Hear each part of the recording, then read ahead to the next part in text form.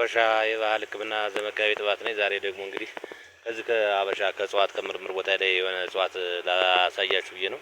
ይህ እጽዋት እንግዲህ በጣም ብዙ ዘርፈ ብዙ የሆነ በጣም ከምንም በላይ የሚገርም እጽዋት ነው። እንግዲህ ዛሬ የማሳያችሁ ይህን እጽዋት ነው። ይህ እጽዋት እንግዲህ ቀብ ቀቦ ይባላል። ብዙ ስም ነው ያለው። እንደገና ደግሞ ሌላ ስም አለው። ዛር ፍቅር ይባላል። ቀብ ቀቦ እንለዋለን። እንደገና ሌላ ደግሞ ብዙ ስም አለው። ደቦች ይሉታል። እንግዲህ እጽዋት ሶስት ስም አለ በእኛ እንኳን የምናውቀው። በጣም ከምን በላይ የሚገርም እጽዋት ነው።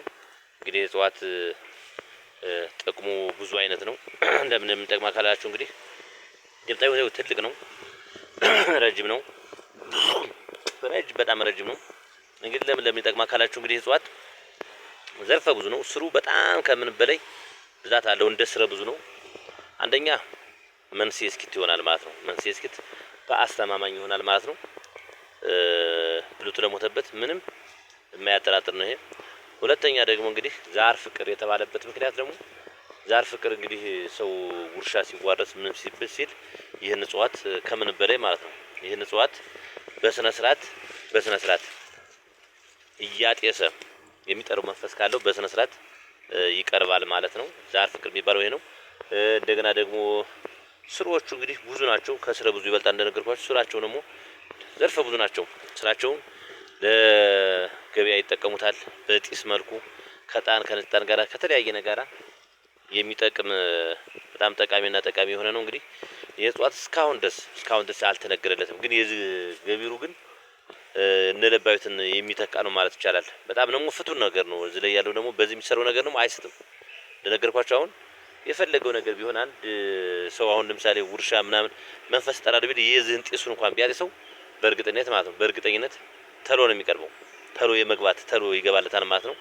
ይሄ የታየ ነገር ነው። እንደዚሁ ደግሞ ነገር እንደነገርኳችሁ ለገበያ ያልኳችሁ አሁን ለገበያ ለተለያየ ነገር ሲጠቀሙት በስነ ስርዓት በጣም የመሳብ አቅም አለው እና ዛር ፍቅር የተባለበት ምክንያት አንደኛው ይሄ ነው። ደቦች የምንለው ደግሞ እንደነገርኳችሁ ውስጡ በጣም የሚገርም ነው። ተመሳሳይ የለውም ብላ አልሳትም። የዚህ ስሩ ማለት ነው እንደዚህ የሚሆን ስሩ የለም። ቅጠሉ እንደምታዩት ሰፋፊ ነው። በጣም ከምን በላይ ሰፋፊ ነው። ረጅም ነው። እዩት።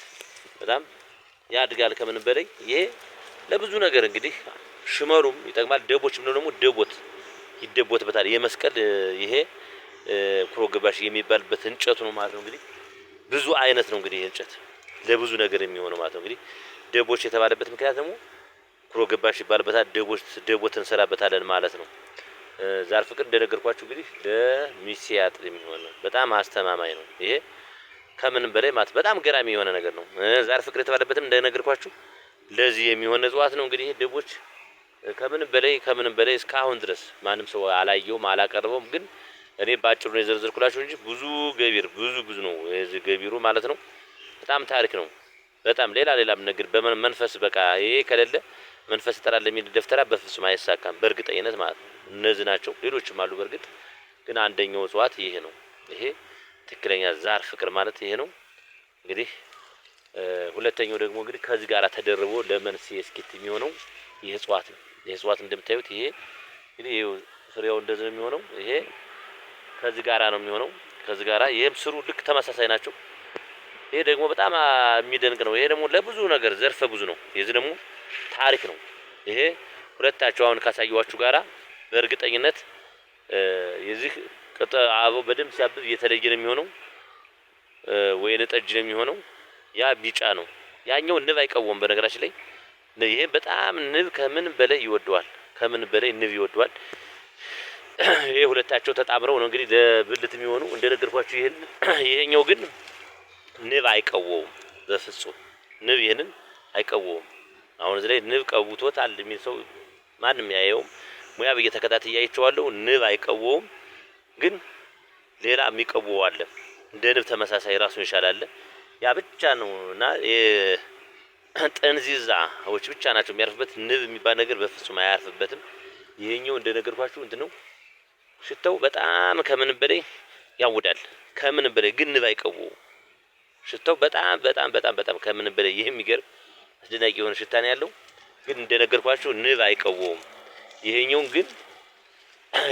ንብ በጣም የሚወደው ነው። በጣም ከምን በላይ ይወደዋል። እንደዛኛው አይሆንም። እንግዲህ እነዚህ ሁለቱ በጣም ታሪከኛ የሆኑ እጽዋት ናቸው። ለብዙ ዘርፈ ብዙ ነው የምንጠቀምባቸው። እንግዲህ እነዚህ እጽዋቶች እንግዲህ ለብዙ እንጠቀምባቸዋለን። እነዚህ ደግሞ እንደምታዩዋቸው ነው እንግዲህ እንደ ሰው ነገር ነው የሚመስሉ። እነዚህ ማታ ላይ ቅጠላቸውን ይሸበሽባሉ ማለት ነው።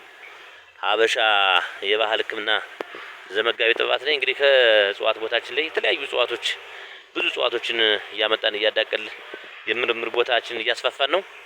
ይህንን እንግዲህ ሁላችሁም ሰው እንዲዳረስ ሁላችሁም እስቲ ላይክ አድርጉት፣ ሁሉም እንዲዳረስ። በሌላ ፕሮግራም በሌላ እጽዋት በሌላ ፕሮግራም እስከምንገናኝ ቸርን ሰንብት። ሀበሻ የባህል ሕክምና ዘመጋቢ ጥበባት ነኝ። አመሰግናለሁ።